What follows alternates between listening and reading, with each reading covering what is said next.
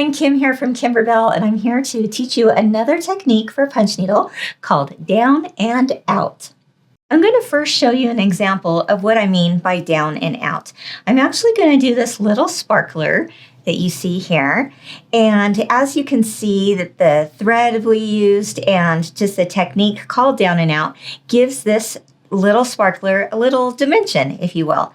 So what I did here was I just took my floss and I just threaded it through the hand needle without tying a knot at the end. Now I'm going to go over here to my second sparkler where I want to create some dimension with each of those pieces of floss. So to do that, we're going to do the down and out technique.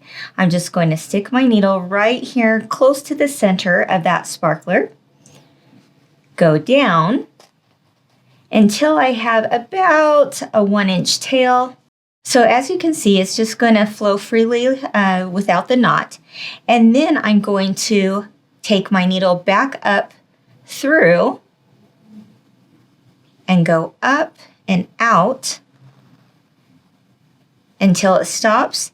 And then I can cut my remaining floss there at, again, about a 1-inch tail.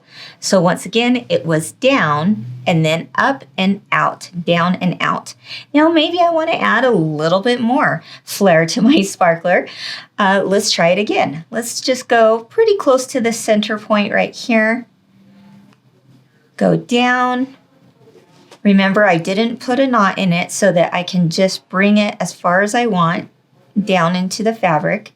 Leave approximately a 1-inch tail and then come out just a little ways away. Pull your floss all the way up, and now I can cut the remaining floss. Of course, you can trim this to whatever size you feel comfortable with.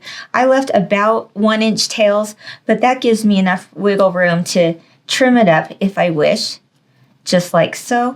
And now you have the down and out technique with something like a sparkler.